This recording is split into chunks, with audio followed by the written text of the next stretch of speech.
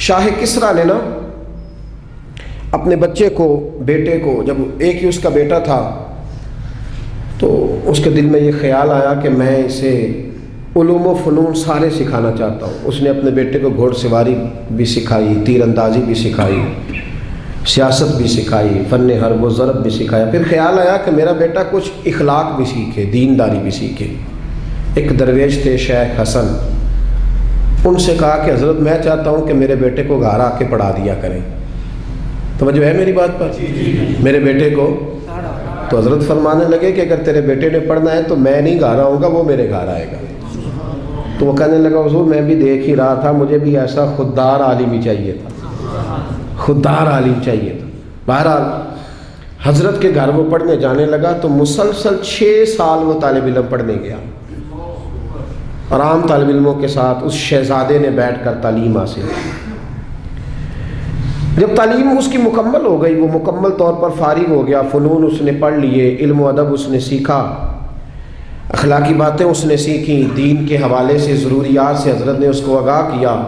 جب کافی حد تک وہ ان چیزوں کو سمجھنے لگا تو ایک دن نا بلایا اس کے والد کو کہ اب تیرے بیٹے کی تعلیم مکمل ہوگی۔ اور محدث اعظم پاکستان رحمۃ اللہ تعالیٰ علیہ فرمایا کرتے تھے کہ مجھے میرے استادوں نے جب دستار فضیلت کی تھی تو میں نے وہ پگڑی کا کپڑا سنبھال کے رکھا ہے، اور جب میں مروں گا تو میں نے اپنے بچوں کو وصیت کی ہے کہ مجھے کفن بھی اسی میں دینا، اس لیے کہ میرے اساتذہ نے یہ گواہی دی ہے کہ اب یہ دین کا چھوٹا سا طالب علم بن گیا۔ ایک دن نا جب فارغ ہو گیا تو استاد نے اسپیشل بلایا، کہا شہزادے کوئی کام ہے گھر آؤ۔ تو وہ بھی طالب علم تھا، وہ گھر آیا۔ جب حضرت کے کمرے میں داخل ہوا تو اندر سے نا انہوں نے کنڈی لگا لی دروازے کی، ہاتھ میں درہ لے لیا، اتنی زور زور سے درے برسائے کہ اس کے وجود پر نشان پڑ گئے، مارتے گئے۔ میری غلطی استاد جی، اس نے کہا چپ کر، غلطی پوچھتا ہے نالائق۔ پھر مارا، پھر مارا، بہت مارا، اور جب بہت زیادہ مار لیا تو خود بھی پسینے سے شراب، دروازہ کھولا، چل دوڑ جا۔ شہزادہ تھا نا، باہر کھڑا ہو کے کہنے لگا حضور آپ ظلم کر رہے ہیں، مجھے بتائیں تو صحیح میری غلطی کیا ہے؟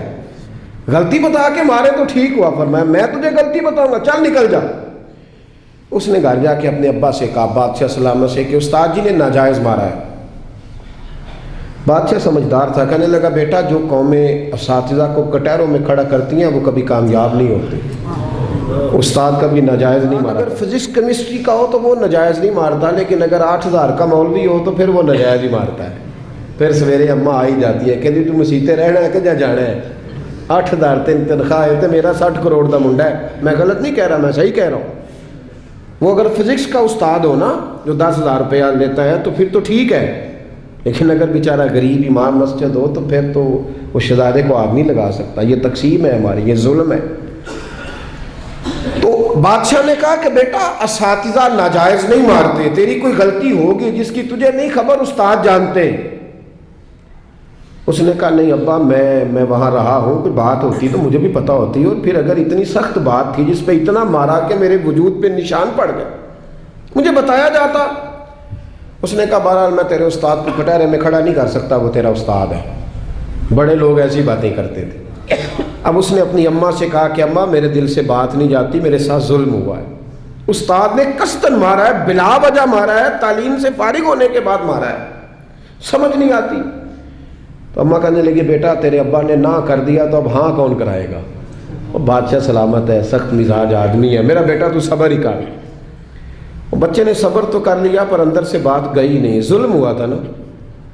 30-35 سال بیت گئے، اس کے باپ کا انتقال ہوا تو وہ بادشاہ بن گیا۔ شیخ حسن بوڑھے ہو گئے تھے، یہ بھویں سفید ہو کے جھک گئی تھی، دونوں ہاتھوں سے لاٹھی پکڑتے تھے پھر بھی مشکل سے چلتے تھے۔ پہلے دن تخت نشین ہو کے شہزادے نے پہلا حکم یہ جاری کیا کہ میرے استاد کو حاضر کرو۔ 3-4 سپاہی بھیجے کو بابے کو پکڑ کے لاؤ جیسے بھی آ سکتا ہے، لے آئے۔ حضرت کو لا کے تب صاحب نے کھڑا کیا تو کہا استاد جی ناراض نہ ہونا، بوڑھے ہیں کمزور ہیں شک کوئی نہیں، پر میں کیا کروں، آج بھی دردیں اسی طرح میری تازی ہیں، سوچتا ہوں تو پھر مجھے اسی طرح جلن محسوس ہوتی ہے، بتاؤ کیوں مارا تھا؟ تو شیخ حسن رو پڑے، کہنے لگے بیٹے بس اللہ سے میں نے دعا کی تھی کہ اس دن کے لیے مجھے زندہ رکھے، وہ دن آ گیا، میں نے آج کے دن کے لیے تجھے مارا تھا، بس آج جو دن آیا اسی لیے مارا۔ کہا حضور کیا مطلب؟ اب فرمانے لگے کتنی دیر ہو گئی تجھے مار پڑے ہوئے؟ کہا 35 سال۔ آج کیوں بلایا ہے؟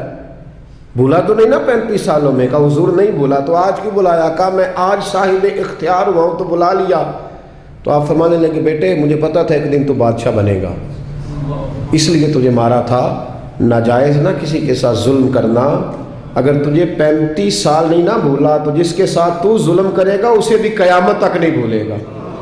اور فرمایا آج تو با اختیار ہوا ہے تو تو نے مجھے کٹہرے میں بلا لیا ہے، قیامت کے دن اللہ سارے مظلوموں کو با اختیار کر دے گا، سارے مظلوم با اختیار ہوں گے اور سارے ظالم کٹہروں میں کھڑے ہوں گے۔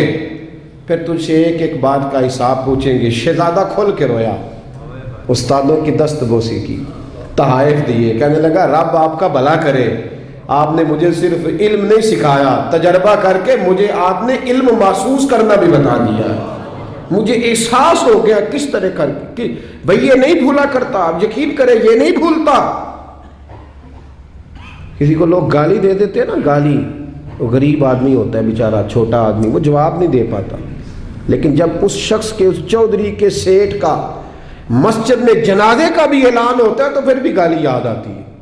ہاں یہ نہیں بھولتی، کیا کرے، ظلم جو کیا ہے، غلط گالی جو نکالی، لوگ جنازہ پڑھنے تک چلے جاتے ہیں۔